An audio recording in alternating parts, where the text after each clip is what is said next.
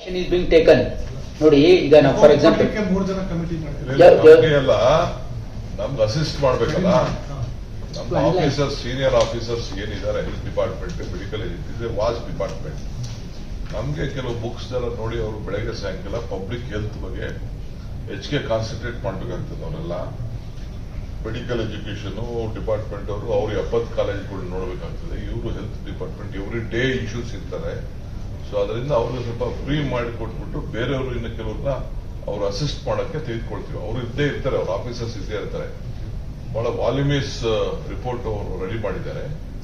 ಬಹಳ ಡೀಟೇಲ್ ಆಗಿ ಹೋಗ್ಬೇಕು. ಅವ್ರು ಕೊಟ್ಟಿರೋದು ಬಹಳ ಕೆಲವು ನಾವು ಇವ್ರು ಹೇಳ್ದಂಗೆ ಕೆಲವು ಏನೇನೋ ಕೊಟ್ಟಿದ್ದಾರೆ. ಅದನ್ನ ನಾವು ಕರೆಕ್ಟ್ ಆಗಿ ನಾವು ನಮಗೂ ಕನ್ಫರ್ಮ್ ಆಗ್ಬೇಕು. ಅದಕ್ಕೋಸ್ಕರ ನಾವು ಇನ್ನೇನೇನು ಇದೆಯಾ ಸ್ವಲ್ಪ ನೋಡಿ, ಯಾಕೆಂದ್ರೆ ಲೀಗಲ್ ಆಸ್ಪೆಕ್ಟ್ ನೋಡ್ಬೇಕಾಗ್ತದೆ, ಕ್ರಿಮಿನಲ್ ಆಸ್ಪೆಕ್ಟ್ ನೋಡ್ಬೇಕಾಗ್ತದೆ. ಇವೆಲ್ಲ ನೋಡಕ್ಕೆ ಇನ್ನ ಸ್ವಲ್ಪ ಅಸಿಸ್ಟೆನ್ಸ್ ತಗೊಳ್ತಾ ಇದೀವಿ. Not A separate report we are not farming. Sir, ಈಗ ವರದಿಯಲ್ಲಿ ಏನಾದ್ರೂ ಉಲ್ಲೇಖ ಆಗಿದೆ ಸರ್ ಹಿಂದಿನ ಸಚಿವರದು ಅಕ್ರಮ ಆಗಿರೋ ಬಗ್ಗೆ?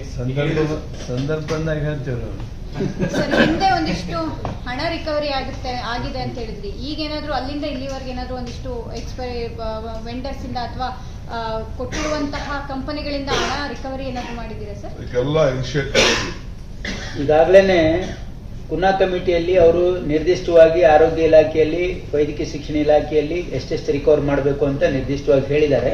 ಅದ್ರ ಪ್ರಕಾರ ನೋಟಿಸ್ ಇಶ್ಯೂ ಆಗಿದೆ, ಪ್ರೊಸೆಸ್ ಅಲ್ಲಿ ಇದೆ. ಇಲ್ಲಿ ತನಕ ಯಾವುದು ಪ್ರೊಸೆಸ್ ಅಲ್ಲಿ ಇದೆ. ಅದಕ್ಕೆ ಪ್ರೊಸೆಸ್ ಹಣ ರಿಕವರಿ ಮಾಡಬೇಕು ಅಂದ್ರೆ ದೇರ್ ಇಸ್ ನೋಟಿಸ್ ಇಶ್ಯೂ ಮಾಡಿ ಪ್ರೊಸೆಸ್ ಅಲ್ಲಿ process is going on. Sir, PP ಕಿಡ್ದು ಈಗಾಗಲೇ ಎಫ್ಐಆರ್ ದಾಖಲಾಗಿ ತನಿಖೆ ಸ್ಟಾರ್ಟ್ ಆಗಿದೆ. ಅಡಿಷನಲ್ ಸಬ್ಜೆಕ್ಟ್ ಎಲ್ಲಿಗೆ ಬಂದಿದ್ದು, ಏನಾಯ್ತು ಅಂತ ಈಗಾಗಲೇ ಎಫ್ಐಆರ್ ದಾಖಲಾಗಿರೋದ್ರಿಂದ it has been transfer to CID. CID is looking into the matter. Sir, discussion sir, political sir, BJP political question.